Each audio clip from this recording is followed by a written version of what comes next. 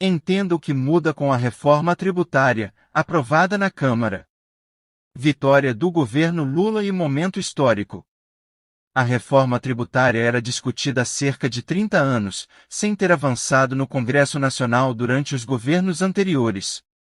O sistema atual foi criado na década de 1960. Senado precisa agora chancelar o texto. Expectativa é de que novas regras entrem em vigor a partir de 2026.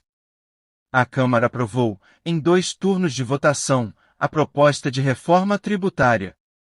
É um momento histórico. Há mais de 3 décadas se discute mudanças no complexo e atrasado sistema tributário brasileiro, mas só agora o Congresso e o Executivo conseguiram finalmente se alinhar. O texto do relator Aguinaldo Ribeiro do PP da Paraíba passou com 382 votos a 118 no primeiro turno. No segundo, o placar foi de 375 a 113. O mínimo exigido era 308 votos, e a reforma teve apoio até de parte da oposição. Agora, a Câmara deverá votar 4 destaques na sessão de hoje e, logo depois, a proposta irá ao Senado, onde a expectativa de aprovação também é grande. A reforma atual foca na tributação sobre consumo, produtos e patrimônio. As discussões sobre renda e investimentos ficaram para depois. A PEC prevê um prazo de 180 dias, após sua aprovação, para que a reforma do IR seja apresentada ao Congresso. A principal mudança é unificar 5 impostos em 2. Os 3 federais: PIS, COFINS e IPI, ICMS. Estadual, ISS. Municipal, deixarão de existir. No lugar deles, entram a Contribuição sobre Bens e Serviços, CBS, gerido pela União, e o Imposto sobre Bens e Serviços, IBS, gerido por estados e municípios. Tanto o CBS quanto o IBS são impostos do tipo IVA, Imposto sobre Valor Agregado, e por isso a reforma institui um IVA dual, com uma parte gerida pelo governo federal e outra pelos estados e municípios. A vantagem desse tributo, adotado em boa parte do mundo desenvolvido, é que ele incide apenas sobre o valor final da venda ou consumo do produto, e não no meio da cadeia produtiva, o que simplifica tudo e evita o efeito em cascata, imposto sobre imposto. Cada parte da cadeia paga o imposto somente sobre o valor que agregou aquele produto final. Há ainda a criação de um terceiro tributo, o Imposto Seletivo. PIS.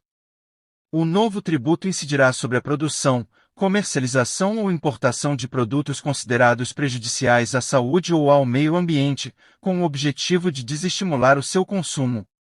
Entram nesse grupo o cigarro, bebida alcoólica e agrotóxicos, por exemplo.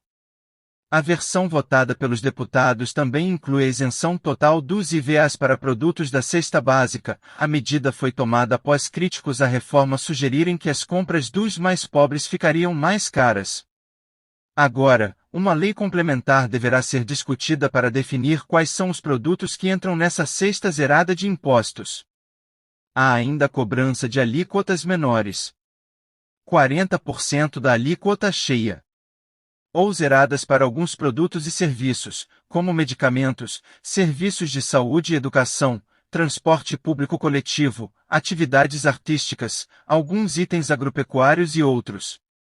O saldo geral da reforma não muda a carga tributária, ou seja, não aumenta ou diminui o total de impostos pagos.